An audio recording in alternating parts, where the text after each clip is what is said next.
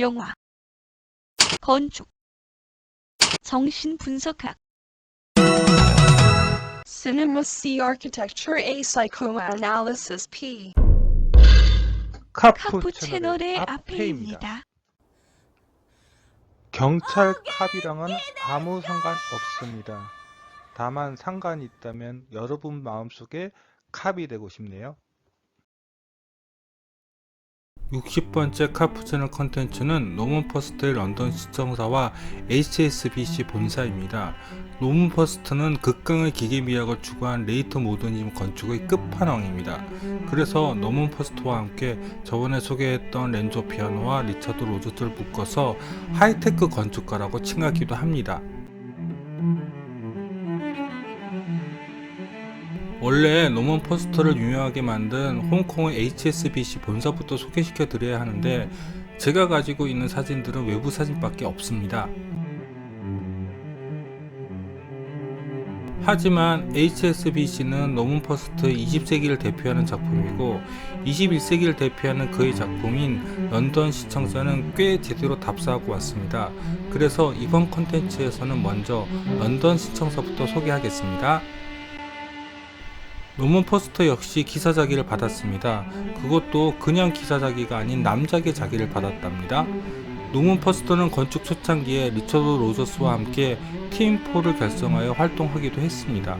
그러나 리처드 로저스와 달리 노먼 퍼스트의 건축들은 그 시대의 최신 기술을 넘어서는 혁신적인 건축을 시도함으로써 지금까지도 많은 현대 건축가들에게 영감을 불어넣어주고 있는 진정한 모더니즘 건축가라고 할 수 있습니다. 존경합니다, 포스터 할아버지. 최근 전 세계를 깜짝 놀라게 한 포스터의 작품으로 바로 애플파크가 있습니다. 20세기 지구 최고로 깐깐했던 CEO 스티브 잡스가 왜 포스터를 선택했겠습니까? 포스터 건축이 보여주었던 혁신은 어떤 의미에서 잡스가 생각했던 디자인 철학과도 비슷한 점이 있기 때문입니다.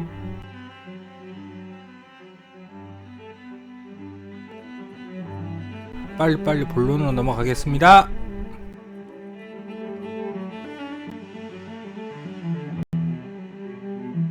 렌조 피아노의 더 샤드에서 말씀드렸었죠? 더 샤드 바로 옆에 이렇게 런던 시청사가 있습니다.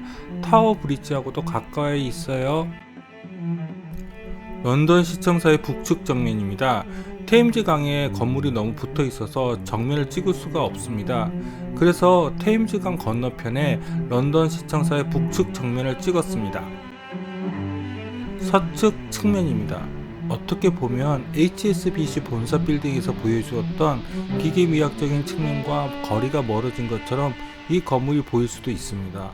어떻게 보면 프랑크 게리가 촉발시킨 디지털 건축과 마찬가지로 수직 수평이 아닌 곡선의 미학이 런던 시청사에서 보입니다. 하지만 그건 오해이십니다. 왜 아닌지에 대해서 찬찬히 소개해 드리겠습니다. 컴퓨터 그래픽 기술이 건축에 도입되면서 21세기 현대 건축은 직선에서 벗어나 곡선을 새로운 표현의 수단으로 가질 수 있게 되었습니다. 하지만 그 곡선을 어떻게 활용하는지에 따라서 디지털 건축과 레이트 모더니즘 건축을 구분할 수 있지 않을까 싶습니다.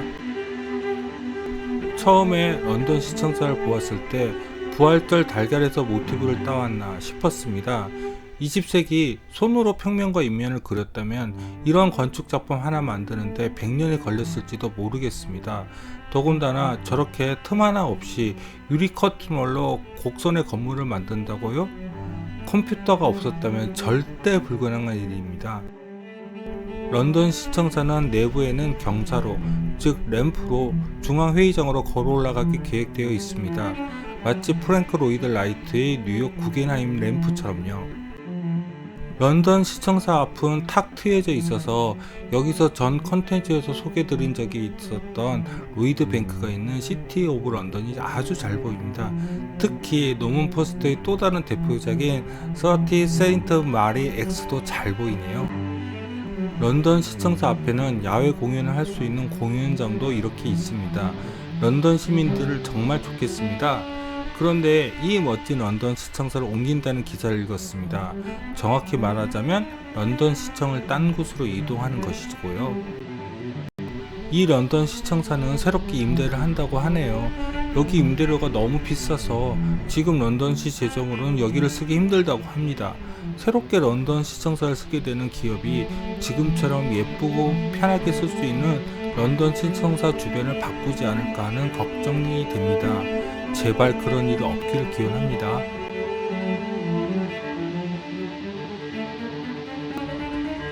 런던 시청사는 정말 아슬아슬하게 내부 구경 시간에 맞추어서 들어갈 수 있었습니다. 입장료는 없고요. 다만 여기 보안 검색이 공항 검색 수준입니다.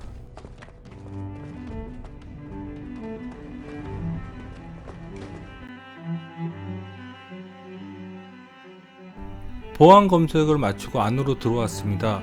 의외로 내부 관람객이 많지 않아서 좋았습니다. 내부로 들어오시면 건물 내부에서 1층과 지하가 그 위층과 완전히 분리되어 있다는 것을 아실 수 있을 것입니다. 지하층 바닥에 런던 전체 지도가 그려져 있습니다. 예전 논문을 쓸 때 런던 시청사를 조사한 적이 있었는데 런던 아이들이 여기서 자신이 살고 있는 지역을 찾아보는 프로그램이 있었습니다. 재미있는 프로그램인 것 같던데 7년 전이라 정확히 기억이 나지는 않는데 이 답사를 갔을 때 일반 관람객은 아래로 내려갈 수 없었습니다. 제가 설마 내려갈 수도 있는데 안 내려갈 사람은 아니죠? 아마 저 지하층이 런던 시청사에서 근무하는 직원들의 사무 공간이 있는 것 같습니다. 그러니까 아래로 못 내려가게 하는 것이겠죠? 중앙회의실로 가는 램프, 즉 경사로입니다. 이 경사로를 올라가는데 정말 흥분되었습니다. 꼭 보고 싶은 공간이 있었거든요. 로먼 포스터가 디자인한 HSBC 본사와 비교해 보았을 때 런던 시청사 디자인은 많이 정리되었다는 느낌이 듭니다. 그만큼 그의 디자인 능력이 일치월장했다는 이야기겠죠? 1층 램프에서 조금만 올라가면 북측으로 열린 창이 나옵니다. 그런데 이때만 해도 유리 커튼을 보강을 많이 했네요. 지금은 더 가볍게 시공할 수 있겠죠? 북측 창으로 열린 런던의 하늘입니다. 더 샤드를 답사했을 때 런던 시청사도 같이 보았거든요. 정말 그날 런던 날씨는 죽였습니다. 런던 시청사는 21세기 초반 유행했던 더블 스킨, 즉 이중 외피라는 개념을 가장 잘 적용한 작품 중에 하나입니다. 21세기 들어서면서 기후 변화를 막기 위해 건축 내부의 난방과 냉방의 효율을 높이려고 건축의 외부와 내부 사이에 사이 공간을 두는 더블 스킨의 건축들이 우후죽순 생겨나기 시작합니다. 이제 곧 중앙홀이 나옵니다. 그런데 이렇게 더블 스킨의 내부 사이 공간에 이런 램프 공간을 둔 작품은 정말 몇 개 없습니다. 이런 아이디어를 많은 건축가들이 내긴 했지만 이를 실체화한 건축가는 정말 몇 안 됩니다. 이제 곧 램프의 끝이 나옵니다. 이 세상의 모든 비밀은 소용돌이에 있다는 이야기를 예전 어느 영화에서 들은 적이 있습니다. 그런데 훌륭한 현대 건축가들 노년에는 반드시 이런 소용돌이 디자인이 나오는 것을 보면 허튼 소리는 아닌가 봅니다. 여기가 램프의 끝입니다. 바로 왼쪽에 중앙회의실이 있습니다. 아참, 이 근처에 오셨을 때 화장실을 들 일이 있으시면 런던 시청사로 오세요. 유럽은 화장실 쓸 때 돈을 내잖아요. 여기는 공짜입니다. 아, 런던 시청사가 옮기면 이제 화장실을 못 쓰게 되는 거 아닐까요? 바로 이곳이 중앙회의실입니다. 정확히 말하자면 회의홀이라고 해야 할까요? 이 내부를 볼 수 있는 타임이 따로 있는 것인지 아니면 관람객은 못 보는 것인지 그건 잘 모르겠습니다. 정말 들어가 보고 싶었거든요. 그런데 못 들어가더라고요. 그래서 이렇게 창에 카메라 렌즈를 가져다 대고 사진을 찍을 수밖에 없었습니다. 사실 런던 시청사로 온 이유가 저 램프로 올라가는 것이었거든요. 왜 그렇게 램프에 집착하냐고요? 저도 요즘 건축 관련에 대한 여러 연구를 하다 보니 정말로 그런 생각이 들기 시작했거든요. 소용돌이, 즉 나선형이 건축 공간의 끝판왕이 아닌가 하는 생각이요. 거기다가 무중력처럼 허공에 떠있는 저 나선형 램프를 보면 미치겠다니까요. 올라가 보고 싶어서. 노먼 포스터는 아마 현존하는 건축가 중에서 나선형 램프를 가장 잘 만드는 건축가일 것입니다. 그런데 이 멋진 램프를 눈앞에 두고 올라가 보지 못하다니 정말 분통이 터집니다. 제가 못 들어가 보았지만 다른 사람들은 이렇게 안에 들어가 보았답니다. 정말 부럽네요. 저러한 비정형의 나선형 램프를 완벽하게 공간적으로 만들 수 있는 기술, 이것이야말로 진정한 하이테크 건축의 끝판왕이라고 저는 생각합니다. 모더니즘 건축은 언제나 과거에 없었던 전혀 새로운 건축 디자인과 공간을 보여주는 것입니다. 그리고 최종적으로 그 디자인과 시공을 단순화시키고 모듈화함으로써 미래의 건축에 새로운 영감을 주는 것입니다. 그런 의미에서 노먼 포스터는 살아있는 거의 유일한 모더니즘 건축가라는 생각이 듭니다. 그리고 언젠가 저도 저 램프를 꼭 올라가 보고 싶습니다.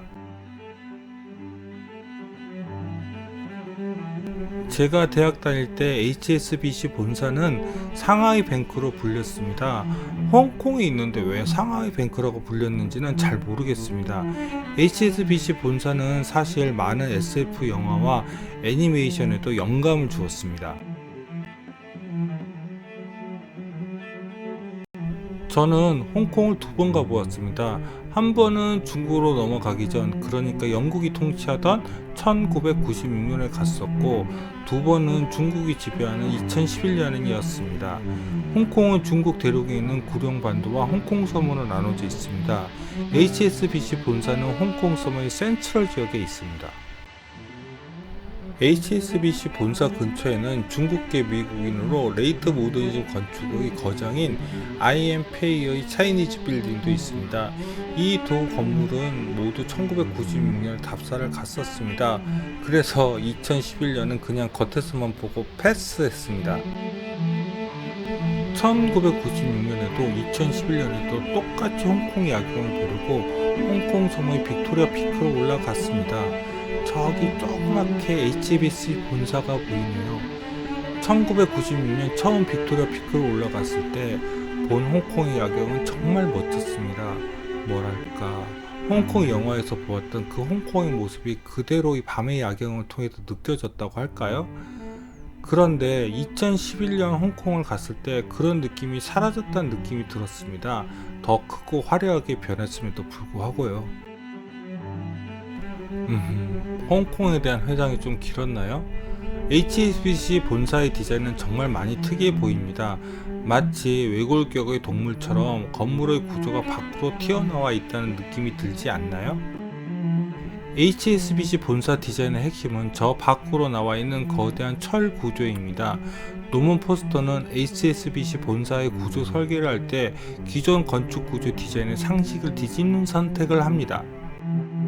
저 철 구조의 디자인을 보시면 마치 트러스 다리의 구조를 보는 것 같지 않으신가요?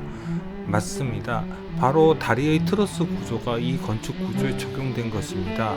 보통 건축들은 위의 건축 과정이 바로 건축 아래로 전달되도록 건물을 쌓아 올리는 것입니다. 그런데 HSBC 본사는 거대한 철 구조를 대지에 지지를 시키고 거기에 건물의 몸체를 매단 것입니다. 뭐 별거 아닌데 이렇게 생각하실 수도 있습니다. 그리고 건축 모델을 만들 때도 이렇게 만들어도 모델이 잘 서 있습니다. 하지만 그 안에 실제로 사람이 살고 일을 하는 공간이 있는 건축은 그렇게 만드는 것이 엄청 어렵습니다. 그런데 그 어려운 일을 포스턴 남자께서 쉽게 하시네요. 그래서 HSBC 본사의 아랫부분은 뻥하니 뚫려져 있습니다. 그렇기 때문에 HSBC 본사는 1층으로 들어갈 수가 없습니다. 이렇게 에스컬레이터를 타고 위로 올라가야 합니다. 2011년 갔을 때 일요일이라서 HSBC 본사를 들어갈 수 없었습니다. 그래서 어쩔 수 없이 이렇게 아래에서 사진을 찍고 HSBC 본사와 작별을 고했습니다. 그런데 아마 다시 홍콩을 갈 일은 없을 것 같습니다. 그러니 HSBC 본사를 다시 들릴 일도 없겠죠?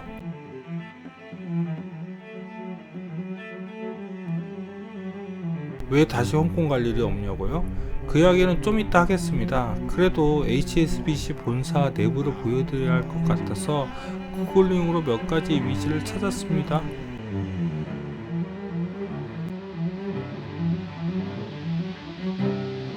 HSBC 본사 내부는 이렇게 생겼습니다. 1996년에 왔었을 때 중간까지는 올라갔었습니다. 더 이상은 올라갈 수 없었던 것으로 기억합니다. 중앙홀 천장이 유리 아트룸이 아닌 것을 빼고는 은근히 리처드 로저스의 로이드 빌딩과 비슷한 내부이죠. 다만 몇 개의 거대한 스트럭처를 빼놓고는 모두 하늘에 떠 있습니다. 그런데 내부에 네온 사인은 좀 이상하네요. 중국인들의 취향이 좀 독특한 점이 있습니다.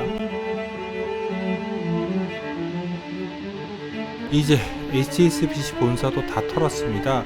보통은 건축물의 외부를 찍고 내부를 못 찍으면 언젠가는 꼭 가서 찍고 오겠다는 이야기를 앞선 콘텐츠에서 계속 이야기했었는데 HSBC 본사는 그러지 않을 것입니다.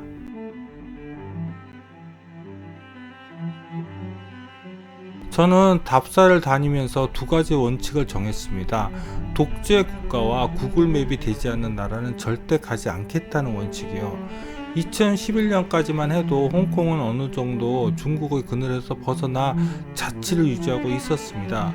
그런데 요즘 홍콩은 옛날의 홍콩이 아니더라고요. 그래서 이제 홍콩 갈 일 없습니다. 하지만 홍콩에 대한 추억이 멋진 것이 많습니다. 그중 하나가 바로 고령반도 남쪽 끝에 위치하고 있는 페닌슐라 호텔입니다. 1996년 홍콩을 처음 왔었을 때 왕가희 감독의 영화 중경사님에 꽂혀서 정말로 중경의 숙소를 잡았었는데 그 숙소가 너무 쓰레기였습니다. 그런데 중경에서 좀 가면 바로 이 페닌슐라 호텔이 있었습니다. 그래서 그때 결심했습니다. 다음번 홍콩을 오면 반드시 이 호텔에 머물겠다고요. 2011년 다시 찾은 홍콩. 네, 그 결심대로 페닌슐라 호텔에서 머물렀습니다. 다만 하룻밤만요. 여기 숙박비가 너무 비싸서요.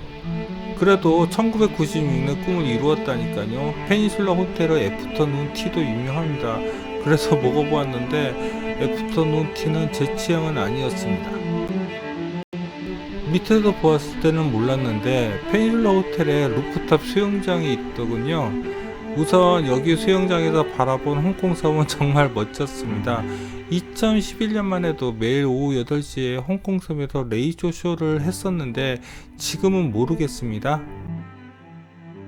여기 루프탑 수영장 내부도 멋집니다. 다만 수영장이 너무 안 깊더라고요. 그리고 수영장에는 애들밖에 없고요. 그래도 정말 낭만적인 수영장이었습니다. 그러나 제가 머문 숙소는 페닌슐라 호텔의 객실 중에 제일 싼 것이었습니다. 그래서 창밖으로 보이는 것은 다른 건물의 뒤통수밖에 없었습니다. 그래서 커튼을 쳐놓고 있을 수밖에 없었습니다. 여기 호텔리어들은 정말 친절한데 전망이 좋은 객실로 바꿔달라고 했더니 단 한마디 했습니다. 제가 예약한 객실 그레이드로 좋은 정말 객실이 불가능하다고요. 냉정했습니다. 그래도 정말 페닌슐라 호텔은 멋진 호텔이었습니다. 홍콩이 완전히 중국의 지배에 놓인다면 이제 이 홍콩 페닌슐라 호텔을 가는 일은 제 생에는 더 없겠지요.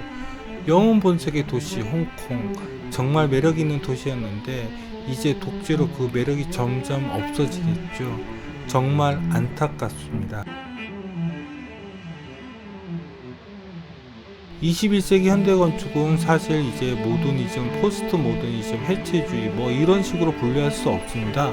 그냥 건축가들이 모두 각계 전투하는 느낌이라고 할까? 그럼 다음 컨텐츠 기대해 주시고 언제나 구독과 좋아요 부탁드리며 이상 카프 채널의 아페이였습니다.